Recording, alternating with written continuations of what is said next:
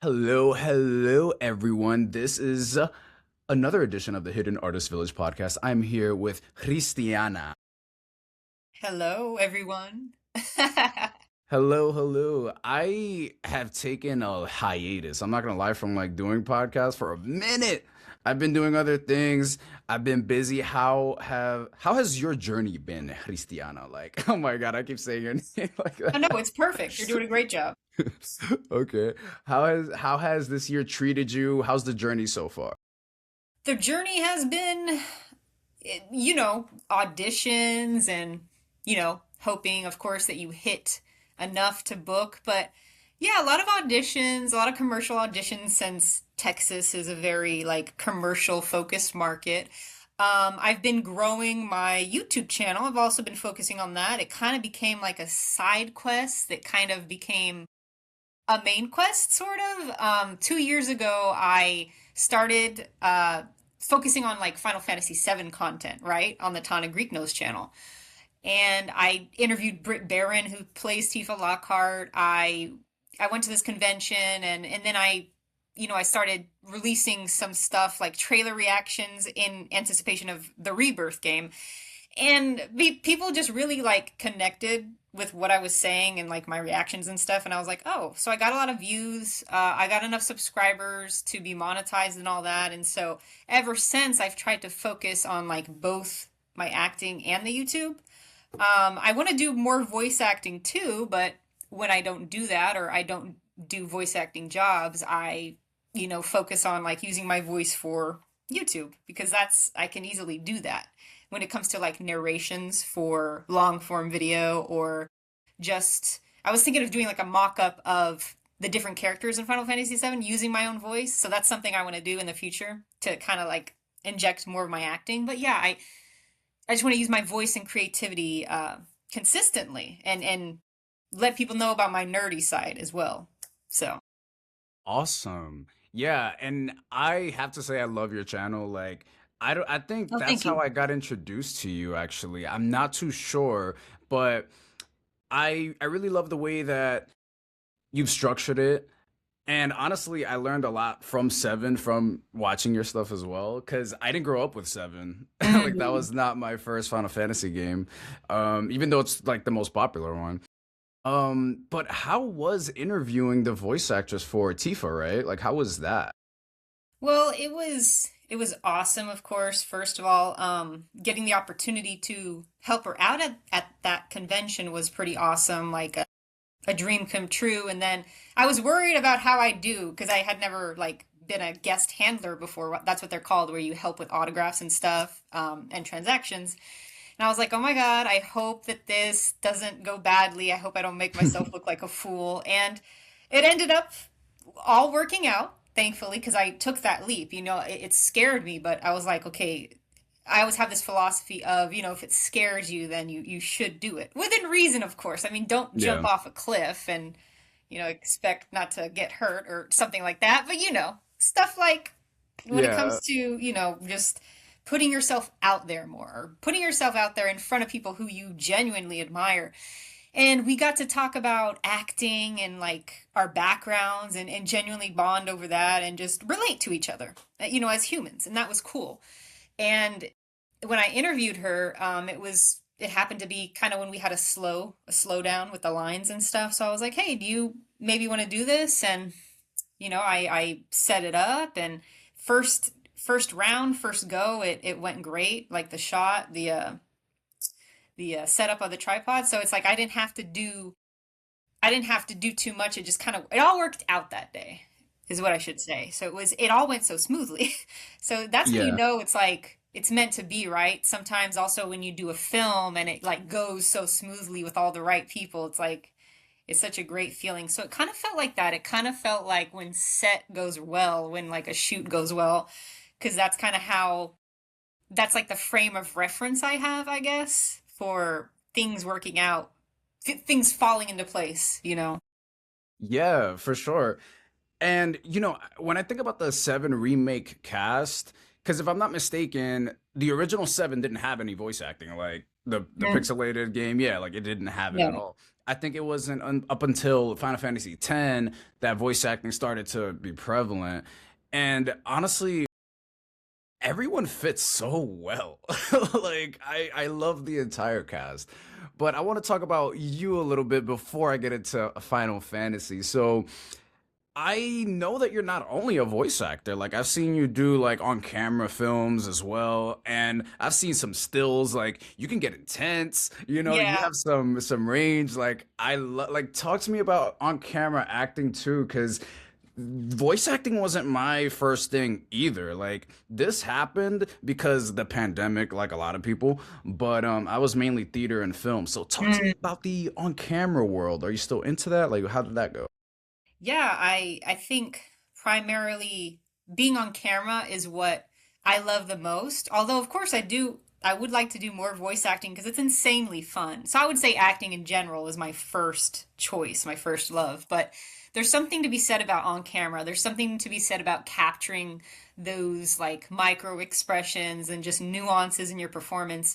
In fact, recently, just as recent as last month, I did a film for 2 days. It was a short indie film in Austin, and it's called The Best and Worst Day of My Life. And it presented a challenge to me in that, I never experienced like the loss of someone or the loss of a child. And so I had to really get in that headspace of like, not only did I just lose a child recently, I had to go to therapy for it because it was kind of my fault as the mom. I had to reconvene or try to like get back together with the husband, even though we had been separated because of the trauma. And he wasn't too keen on it, or his character's not too keen on it, and my character is like, it's still, she still cares about him. So it was all that going on at the same time, and in the back of my mind, I was just like, oh my God, I hope I do a good job. I hope this is, heartfelt, and that people can really feel the message or really like relate to this if it's ever happened to them. So each on-camera thing I do, whether it's like something in the commercial world or something in the narrative film world, I really want to like grow from each experience, and show something new, show a different side of me, because I can be intense, but then it's like, oh, there's like a dark type of character, right? But then there's intensity and like, oh, you just lost, your child or something. And yeah, I'm always trying to learn these things too, such as stunts. I always want to do more stunt work when I can. Uh, I took a wire work stunt class here in Texas, and that was pretty cool. It's with I Am Water Stunts. They also do work in LA on music videos and such. It's crazy to be like flying through the air, like you're strapped in the you're strapped to the ceiling, and then you're in a harness, and it's like you feel like Superwoman because you can do flips, you can jump back and pretend to be hit. It's like I love those kind of dynamic things. So I don't know, like I love that intensity that I can show from myself when I do full body acting. Yeah. Yeah. Yeah, I feel that too. Like for the longest time I was kind of a little frustrated because I'm like, "Oh, I'm in like a little 4x4 hot booth. Like I want to move my body, like my theater instincts are kicking in and all that." So, yeah, so that's really cool. And doing stunts, I never heard of that place that you mentioned actually. I would love to do that. That sounds so cool. And it would be cool for like motion capture as well. Like what? Hmm. Oh my God. And you do not only like, narrative films, but commercials too. So you do like voiceover commercials as well? I've done I the last voiceover thing I did was for Dell, but it was for one of their audio dramas. So I haven't been lucky enough to book a commercial voiceover role, but I did do an industrial. So that was interesting. Yeah, it's all good. Like, look, commercial is so hard to book. Like, there's people that are in this industry that have so many credits that have never booked a commercial. Like, it's not easy at all. Yeah. Um, but I'm a firm believer. Like, look, commercial is not my passion. People know this. My agents Mhm. know this. Like, they know I want to chase video games, animation. That's what I want. And I've Hmm. had this recent conversation with them where I'm still not union, right? Hmm. And the thing is with me, I don't see myself going financial core, fi core, as people may not know, but that means that you're not a union member Hmm. in full standing, like you can work non-union and union, but you don't have the same privileges and voting rights and protections that you would have if you were a full SAG-AFTRA member. Mm. So this has been like a little battle I've been having within myself, like, oh, should I stay non-union, should I join fully? But I'm at the crossroads where I'm like, you know what, I feel like joining, and I know Final Fantasy is also union as well. Like, Mhm. I would love to audition for them. So all of that sounds. Oh, good. Oh, I was just gonna say, I feel the same way. For a while now, I think for the past year or so, I've been doing my due diligence and research about, the what the union offers and what, the stipulations are and all that. And the only thing that it, I guess, kind of holds me back is the fact that so many jobs in the Texas region are non-union. So it's like you're already going up against a lot of people for the union or the non-union jobs, right? And so when you can't do the non-union jobs, it's like, well, what can you do? Because then you can't do the indie short films or the indie projects that are low budget. They're not even SAG low budget. They're just like low budget maybe that don't reach the SAG low budget standard. And it's like I feel like that would stifle creativity, but at the same time, it's like but it might also open up more doors. So it's hard. Yeah, I think it's very individual based, and I think it's depends on what you value. Because some people don't want to do on camera films. Like for me, I want to be in a movie. Like I Hmm. want I want to be able to go into a theater like Regal or anything like that and just watch myself in a movie. Yeah. So I think for someone like that who wants, because that's my ultimate goal. Hmm. You know what I'm saying? Like Yeah. that is my number one since I was a kid. So it wouldn't benefit someone like me to kind of be FICOR my entire career. Hmm. But that's why I say it's a very personal basis. It's a very personal thing for each individual, like, and what they want to do. So yeah, for me, I live in New York. I only really see myself living in New York or LA. I would do Texas too, I'm not gonna lie. I like how a lot of things are cheap over there. I went there in 2024. I couldn't believe for a 19-mile Uber ride, I only paid $19. Yeah. Like, what? I would have paid like 70 in New York Oh for man. that. Yeah, but yeah, well, I'm so glad you're here today. I wanted to ask you a couple of questions because I know you're super into Final Fantasy. So, is Final Fantasy like your favorite franchise?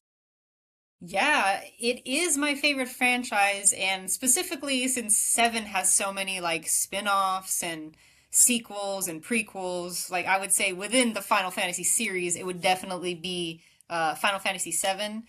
And but I mean, even though Final Fantasy Seven within Final Fantasy is my favorite, of course I love like Zelda and I would say after Final Fantasy it would be Zelda, and then I would say like Devil May Cry.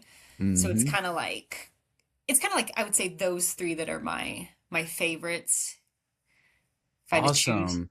The second Devil May Cry wasn't my favorite. I loved the first one.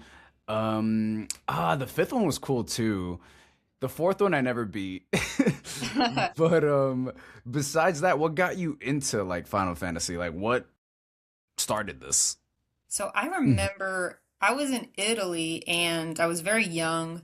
I remember playing Final Fantasy 9 for a bit at this like with this boy on his PlayStation. I think it was a couple of us, me and like a couple other boys or something. And yeah, I was playing FF9 a little bit at the beginning, and I thought, huh, like I really like the look and feel of the game. And then after that, nothing for a while. And I believe maybe I saw a commercial for Final Fantasy on the Italian television. But then when I was a little older, I noticed FF7 like on sale at one of my local video game stores, and I wanted it. It was FF7, and then I think before that it was The Legend of Dragoon, if you've ever heard of that or played that. Heard of it? Um, I'd never played it. oh, gotcha. But yeah, 7 was the first official one I like started playing in full. And then I believe it was Final Fantasy 8, and then it was Final Fantasy 10. So, Awesome. And it's so crazy because wow, like so you've played a good amount of them at the time. Like for me, I literally played Final Fantasy X for the first time this year. mm, Like I put in 136 hours into it. But wow. yeah, like I was playing on my Steam Deck. I got all the Aeons, I got the freaking celestial weapons. I did so Wow. many things. Yeah. It was crazy. I needed some guides. I'm not gonna lie. There were Hmm. certain things I didn't like, but I'm gonna get into that. um but so which one is so 7 is your favorite, right? Yeah, seven's my favorite. I would say second in line. It kind of alternates because for me, the best ones are the PlayStation era ones, so 7, 8, and 9, and then also 10 on the PS2.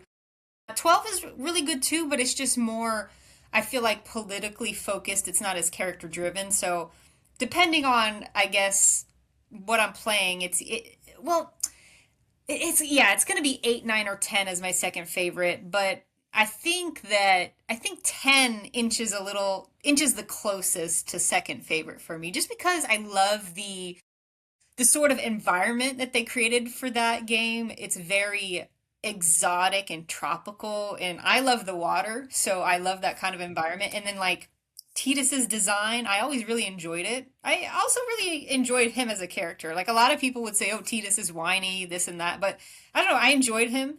I enjoyed his weapon, the Brotherhood, and yeah, it has a great soundtrack and the story's great. So I think for the first voice acted Final Fantasy, I think they did a terrific job there. Yeah, I would love to. So I want to get into 10 for sure. Like we're already here. I want to get into it. So like with 10, like I didn't know what to expect when I first played it. Like I'm just spawning into this city that's just being destroyed, right? And I'm like, you know what? This is pretty cool. Like I didn't know what to expect. It was slow for me at first, but then I actually really got into the characters. Like I liked Waka. I liked Kimari. Is that how you say his name? Mhm. Yeah, like I loved all these characters, and is just so OP. But Yeah. the thing is with 10, I just hated the sphere grid. Like, Yeah. like I spent so many points on nothing, like just moving. Mhm. Like I Yeah. could have got so much stronger if I would have like I don't know paid attention a little better like how it worked. But oh my god, Orin was my guy. Like I loved Orin. um but I liked the story with 10 because I had no idea it had to do with like biblical things too. Like I really played it and I was like, "Oh wow, this is touching a lot on like religion." And Yeah. like God and all that. I didn't expect that from a Final Fantasy game. I was just kind of surprised, but it was like a welcome surprise. It actually gave me really good feelings about it, about keeping faith even through like the toughest of times.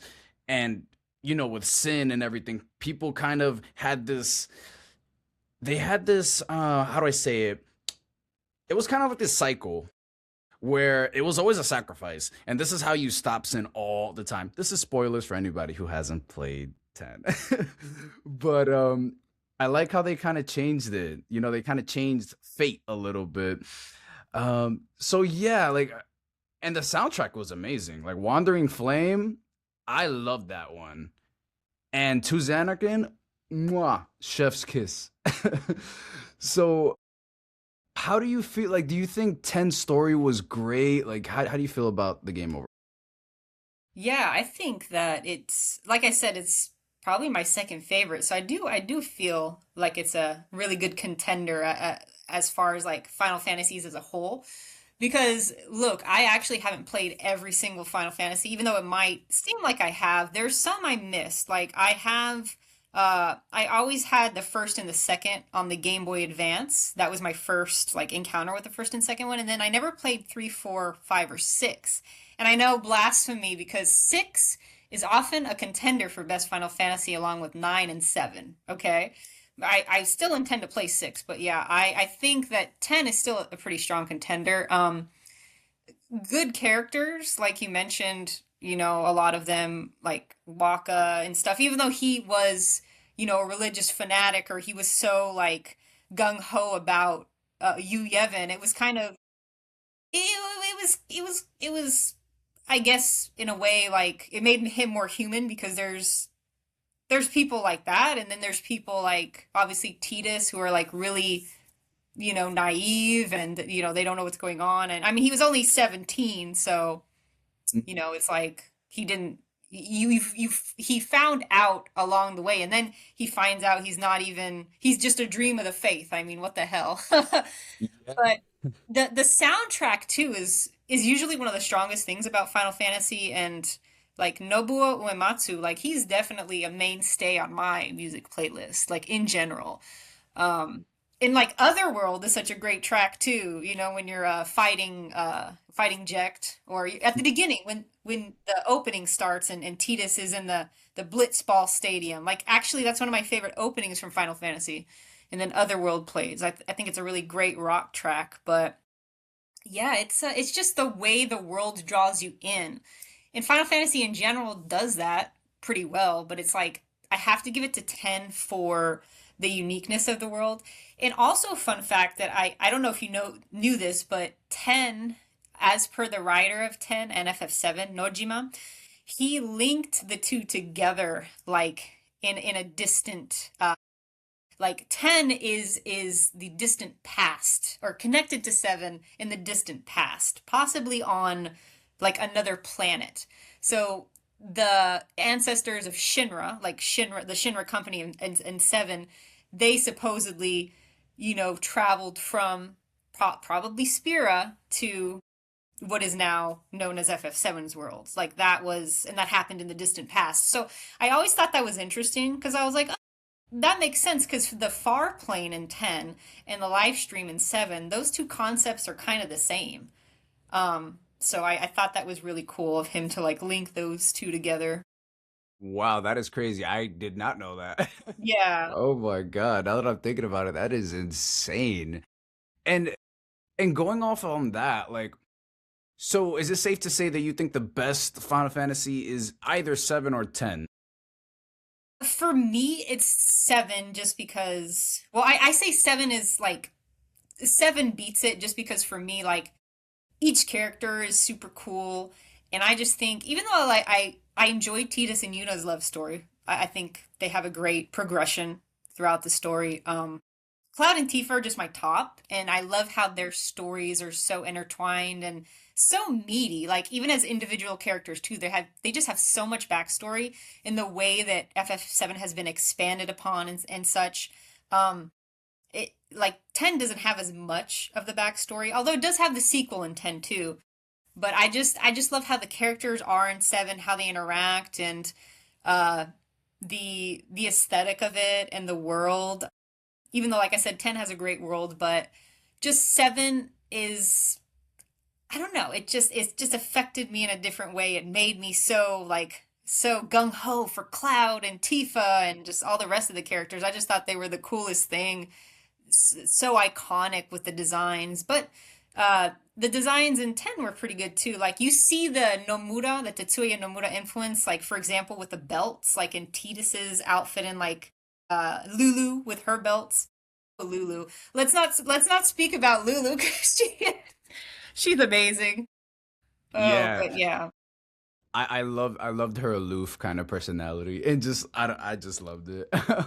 So with that said, like, what do you think is the worst Final Fantasy? The worst Final Fantasy that I have played, I would say, well, you won't be pleased with this one, but I'm gonna say it. The one that disappointed me the most, like 15 just felt so incomplete with how it could have been. Like for example, I loved like Noctis and the Bros. I thought the bro storyline was the strongest aspect about it. The love story part, it's like Luna Freya and Noctis were kind of like pen pals. By the time you finish the Altissia portion, you're like, okay, great, we're gonna like explore the next continent, like stuff's about to go down. But you don't even get to explore the winter continent. It's like there's a whole other chunk of the game that like we didn't get. And I just feel like if we had gotten it, it would have been such a stronger game. Like what was there, I really enjoyed, but then it's like it just fell apart. So that's why for me, while 15, I enjoyed some of the characters in the road trip aspect. It's I can't say that it reached all my expectations. Also with the battle system, it just felt like such a prototype for FF7 remake because FF7 remakes and rebirths battle systems are so very dynamic, and 15 just felt like a prototype of that. Like just hold down triangle and you're good to go. Like I don't know, it just felt like such a slog at times. Yeah. So with 15, right? If I'm not mistaken, this game took more than like a decade to make, and Yes. I believe there was a thing with Final Fantasy Versus 13, and Yeah. he was never even supposed to be named like Noctis. Like, I Right. yeah. So there was like a whole thing with that, and like Luna Freya, like it wasn't even supposed to be what it was. And my gripe with 15, even though it is my favorite. I'm not gonna lie. It is simply because I when I played that game, it just felt like I was in a whole new world. You know what it was? It just felt like such an evolution of gaming. Maybe the scale is kind of what got me Mm. because I've never played a game that big. Oh, okay. You know, is it was just insane, and I was never the kind of fan that I would like open world like that. I think you know what it was. I think that game actually killed my love for open world because I literally collected so many things. I did everything you could on that map that every other game I played after I didn't want to do anything. Uh, Yeah, so but my gripe with it was there was just so much content that got placed in the game years later. Like mm. the DLCs, right? For the episodes for each of the characters in the party. And then we get to drive the boat to Altissia. We never got to do that in the base game. And then we get Arden's episode and his backstory. But this is like years later when everyone's moved on and they're playing different games at this point. Yeah. So yeah, so I understand why people wouldn't like 15 that much. For me, I remember seeing the trailer for this thing. I was legit in high school cafeteria and I see Final Fantasy 15 trailer. I see the gameplay. I think I fell in love with the gameplay because the thing that stopped me from getting into Final Fantasy really was kind of the turn-based system. But Mm. that's when I was younger, right? That I didn't like the turn-based system because I remember I think it was what was it? Final Fantasy 13 where the turn-based system was a thing. And I had played that and I dropped it. I never went back to Final Fantasy. But Mm. then 15 kind of brought me back, and the gameplay was just more fast paced and hack and slash. I grew up playing God of War, right? So Mm. everything just felt a little similar to me, and I just thought warping was like one of the coolest things ever. It reminded me of Naruto. I don't know if you've ever watched Naruto. Oh yeah, who hasn't? Okay, Who okay. hasn't? You'd be surprised. But the warping, it reminded me of like Minato's flying Raijin kunai when he would Okay. teleport. It was just so cool to me. But I will say, take the chocobos out and the Mughals and all this stuff. Does it feel like a Final Fantasy game? I don't know. Mm.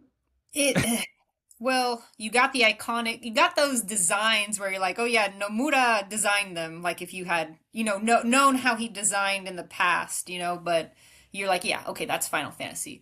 Besides that, well, there are the summons. Yes. Yeah, you got Hmm. Bahamut, Leviathan, Ifrit, you got Shiva. So you got that aspect to it, but it just, yeah, my problem is just there could have been more with the characterization. Yeah, for sure. And it was cool too that they had like an anime for it. They had like a movie as well. I still need to watch that one Final Fantasy VII movie, which is called Advent Children, I Oh, you believe. haven't watched it. Okay. No, 'cause isn't that like way after this trilogy So or it takes place 2 years after the original story, and it's it I'm pretty sure it's going to link up with the trilogy too, unless they, change the trilogy story, which the story hasn't changed that much. Some people think it will, but it won't. Um, yeah. but yeah, it should still line up. Some people they don't like it as much now because they feel like it regresses Cloud's character. And it kind of does a bit, but he's dealing with, well, I don't want to spoil it. He's dealing with some things, and it's like, okay, like I understand, but then he picks himself back up, and happy ending at the end. It's all good. So it's a storyline contained in like a 2-hour film, so they had to add drama at the time somehow. So they had to bring back certain characters again to Hmm. to continue with the seven name. But even though the story wasn't the strongest, it's one of my favorite movies still. Like, I was obsessed with it when I was like 14, and it's I'll always be fond of it because it's the reason why the compilation of FF7 started, and that's like the series of entries such as Before Crisis, a cell phone game, Crisis Core, the prequel to 7, and Dirge of Cerberus, which takes place 1 year after Advent Children. It's the reason why all those got made, and also in essence why the remake got made, and why the remakes or the remake trilogy looks the way it does, because that's how they were essentially made to look in Advent Children. So they grew off of that. They based the designs off of that, and they've never looked better. I think. Yeah, no, it looks amazing. There's been times where I played Remake and Rebirth, and I'm like, yo, I'm watching a movie. Hmm. Like, I'm not gonna lie. I recently beat Rebirth, I think a couple weeks ago, Oh, and oh my god, that last spoilers, that last battle with Sephiroth was a little difficult at first. He kept yes. catching me with that freaking cheesy ass like move he does when he's like really hurt and he just one shots you. But Hmm. eventually I got through it.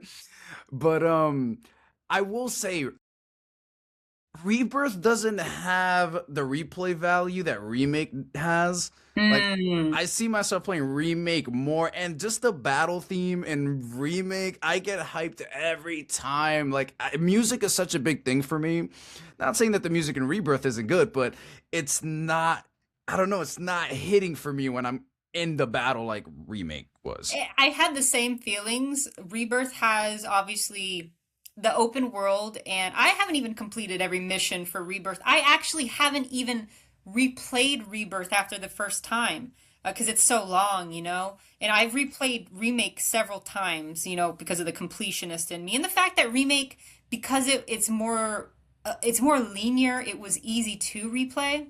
But yeah, the battle soundtracks in Remake, they somehow hit harder because in Rebirth a lot of them were kind of, I feel like, rehashed from Remake, and then some of them to me are not as good as the ones in the original Final Fantasy VII. Like, I still preferred the original arrangements. And heck, if we're going off of that too, even some of the looks of the towns in Rebirth, like, I preferred in the original Seven, because there was something about like Calm being a small Germanic town in the original versus in Rebirth, it's kind of like this cosmopolitan sort of place that kind of threw me off. But there's still plenty to love about Rebirth for me. But I definitely see what you mean about like the replayability and the comparison with the music. Also with the character models, if you've noticed, they're kind of different from Remake to Rebirth. A lot of people were like, "Oh, the models seemed like better made in Remake, or they just looked better." And I think for certain parts, I can see that. Like, the Remake looked, maybe because it was the first entry, they like put that extra effort in. I'm not really sure. I feel like Tifa's eyes, for example, they're more red in Remake, and then like in Rebirth, they're not as red. Um, it's interesting. Oh, yeah, I've seen that. I've seen it. Is it like more brownish now? Yeah, I've seen that comparison. Yeah, and I just feel even the upgrade system when it comes to like the Buster sword, like I just felt it was so much easier in remake than it is on Rebirth. And Chadley somehow just became more annoying in Rebirth. But he wasn't so annoying in Remake. Like I enjoyed his challenges in Remake, and they weren't as long. Like he just gave us so many to-do lists in Rebirth. I just didn't want to do them. I'm a fan of like a linear experience. Like I've played the God of War games, the originals. Those were linear experiences. Lies of P is one of my favorite games, linear. That's why I like the remake. I guess it's just keen to my style a little more. So I wanted to ask you this. So, there has been two styles to Final Fantasy's combat. Like, there's been the turn based and there's been the more free flow combat. Like, what do you prefer more? That's so hard because, I grew up on the turn-based and then slowly the turn-based, like with 13. I saw the potential that the turn-based could have in a more action combat setting. Like I saw back when I first played 13, I saw it and I was like, oh, what if the FF7 remake was like this? Like it's turn-based, but it's like it's still feeling kind of dynamic and action packed. Maybe that was because of the graphics of 13. But then when we transition over to remake after 15's fail of combat, when we transition to remakes action combat, I'm like, damn, that they just perfected the system. So, but then, then you have Rebirth, which to me, of course, is even better because you have a little bit more options in the combat. We go to 16, we go to 16 before that.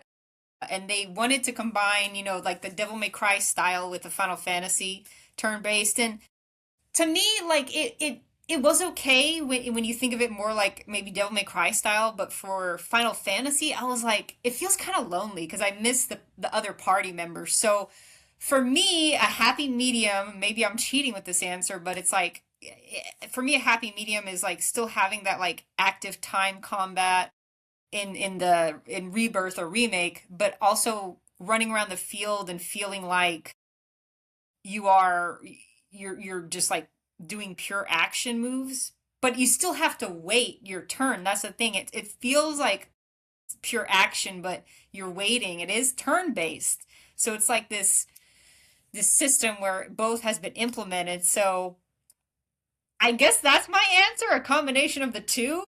Yeah, because you know I it was a welcome entry for me playing 15 that I just got to like free flow and like, just be fast, and I liked how remake kind of did that too.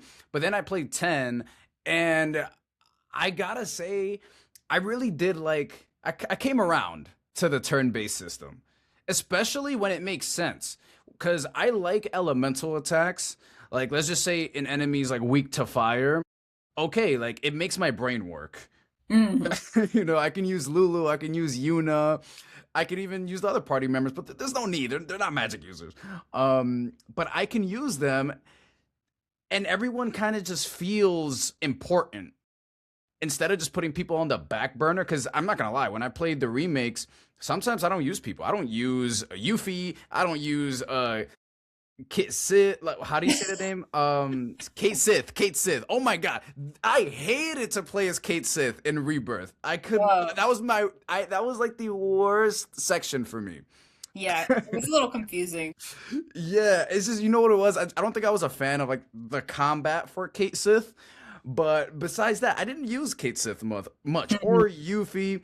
Um, but that's what I liked about 10. I liked how you got to like really use everybody. And in 15, I mean, do you really need the entire party to do certain things? I mean, I guess if you need Prompto to shoot from far away, but besides that, I feel like 10, everyone had their uses. If you needed to be healed, Yuna got you. Hmm. If you needed to hit somebody from range, Waka got you. Everyone had like a role in 10. That's why I like that turn-based system. But yeah, that's how I felt about it. I felt like the remakes, they did good, but maybe they could have given us an option to have modes, like a turn-based combat mode or like a free flow. I don't know. What do you think? I mean, I certainly wouldn't have minded it. I know there's like a there's a slower mode or a classic mode that it's called. I never used it, but I guess it's trying to emulate the classic turn-based. But I don't know if it's actually, I mean it's not actual the turn-based. It just maybe slows down the pace of the combat really. But yeah, I wouldn't, if the remakes had been made in a turn-based style, I would be all for it. I don't actually know if you've played Ever Crisis. It's the Final Fantasy game that you can play on the cell phone. And it kind of retells the story of Seven Crisis Core, and it has like special episodes, like that high school episode. I don't know if you remember me talking about on my YouTube, but you can actually play turn based in that again, and you're playing through like the original story, but it's the character designs are kind of like more akin to the remake designs. So maybe that's something you'd be interested in, even though it's like a cell phone game. It's turn Yeah. based. So Yeah. I might like also at the same time I do have a Steam Deck, so I feel like maybe I should play 9 as well or mm, 8. I'm kind of debating which one, but I'll buy them anyway. I would Oh my god, I'm glad you brought up 16 by the way cuz yes, there was something off about 16 that I was trying to figure out while I was playing because everything, yes, everything looked beautiful. The summons, everything looked phenomenal. The gameplay was hack and slash, okay, but sometimes with the combat, I felt like I could hit someone a million times and I still needed to hit someone a million times to kill them. I just didn't really feel strong. Like mm, as Clive, when I play as like Cloud in the remakes and you go into like that other mode, I forgot what it's called. Um Punisher mode. yes. So when I press triangle on PlayStation, I go into Punisher mode. I'm legit just sweeping. I'm fast. And the thing is with the Buster Blade, it just feels powerful. You Hmm. know? So that's the thing that's important for me when it comes to games. It's the gameplay and how it makes the player feel. So I didn't really feel powerful as Clive. That was like my gripe with it. I felt like I had to use every single one of my attacks to kill one enemy. Another thing, so just to give 15 its flowers a little bit, in my opinion, I think 15 has the best chocobos. And I Oh, will say that oh yeah, this is my chocobo friend here. I love it. He's cute, right? Yeah, I don't even have a Chocobo plush. I'm so mad. I keep meaning to get one, but I don't have one yet. You gotta get one. You I gotta get know. one. We gotta gift you one.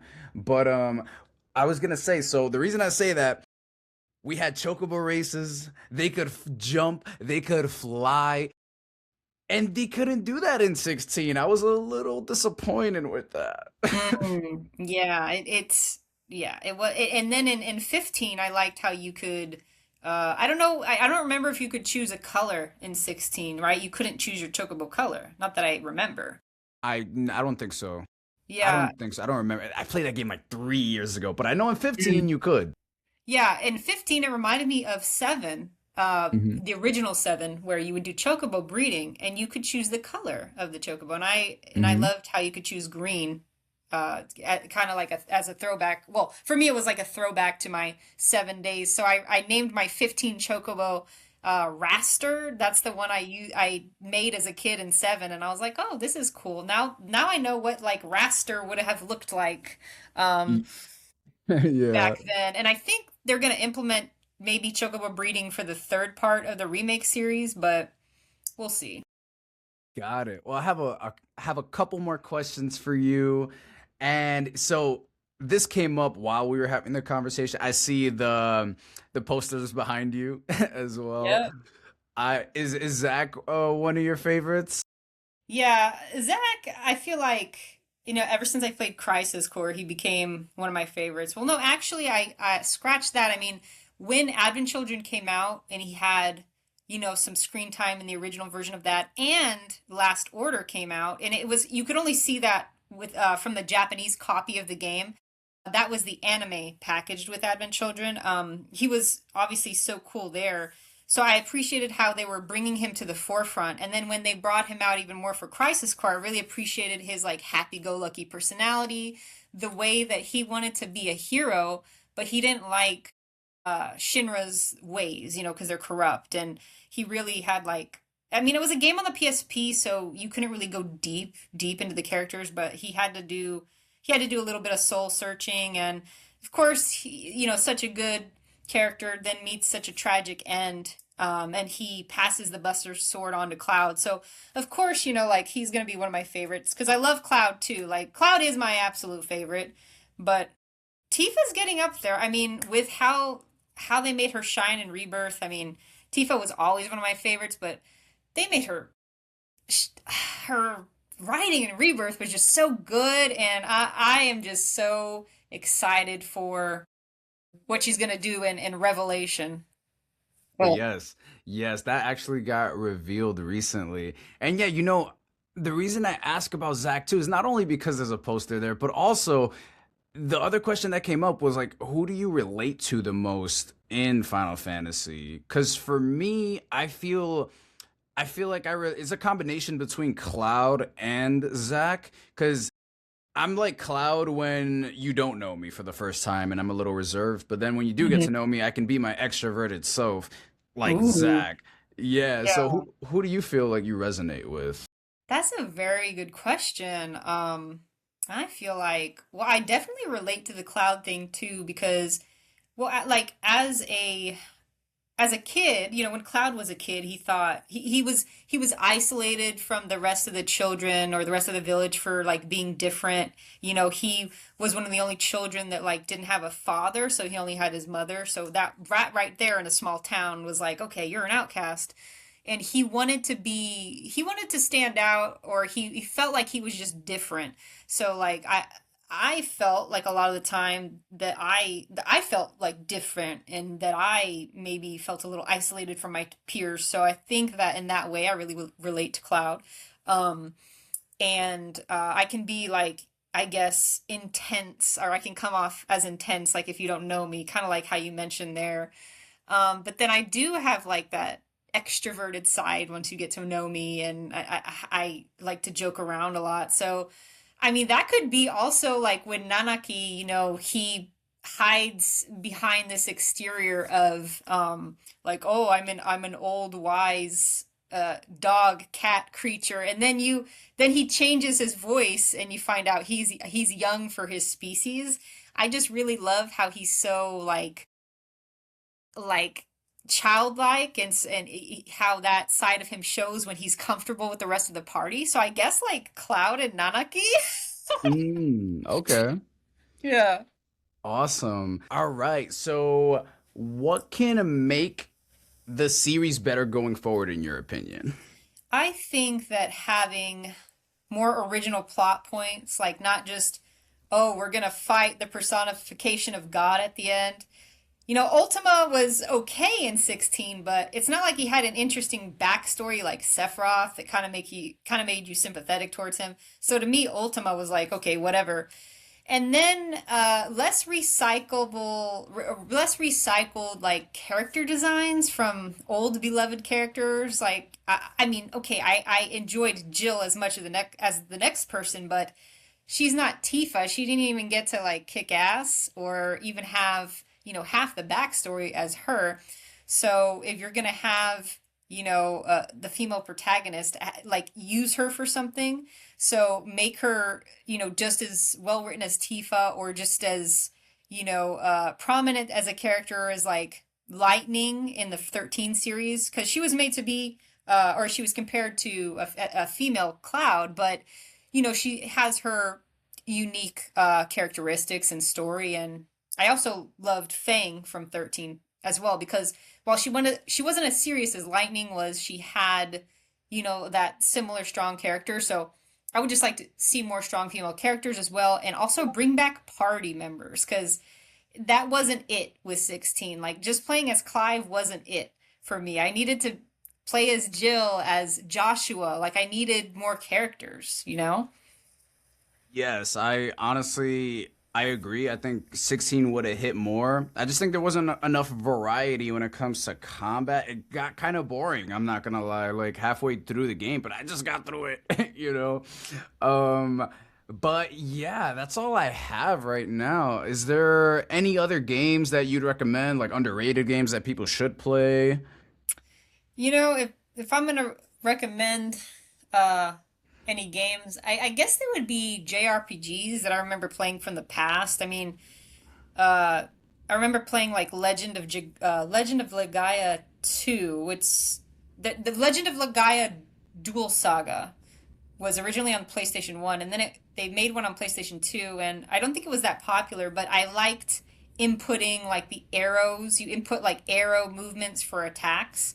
So it kind of I liked that. It was just like a sort of different battle system. Dark Cloud 2 was an enjoyable RPG back then because you could it was like an exploration game, but you could also craft like all these different items and weapons.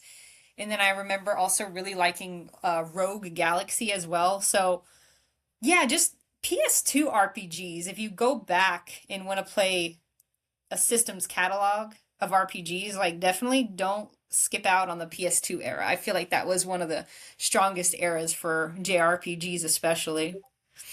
Okay, okay. Well, we got to keep our eyes out for that. And oh my God, do you have like any big dreams? Because my dream, like these are just the final thoughts. Like for me, I need to be. I oh my God, I would love to audition for Final Fantasy. That's been my dream forever. Yeah, I would have loved to have been a part of the remake series. There's still hope with future Final Fantasies. You know, that would also be a dream come true for me. Obviously, I would love to be on a TV show on Netflix or any other streaming services. I promise I'll make it happen. And you know, if I can book any like animes or games again, like in a voiceover role, that would be amazing too. There's just so much to be done that still needs to be done, and I don't feel like I'm done. Yeah, no, you have of freaking a lot of miles to go, and so do I as an actor. Like it's just there's just so much uncertainty in this industry. You never know when things are gonna happen or if they are, but we do it anyway because we're crazy. So, Yeah. but yeah, I hope you guys enjoyed this, and yeah, follow Hristiana on all her platforms.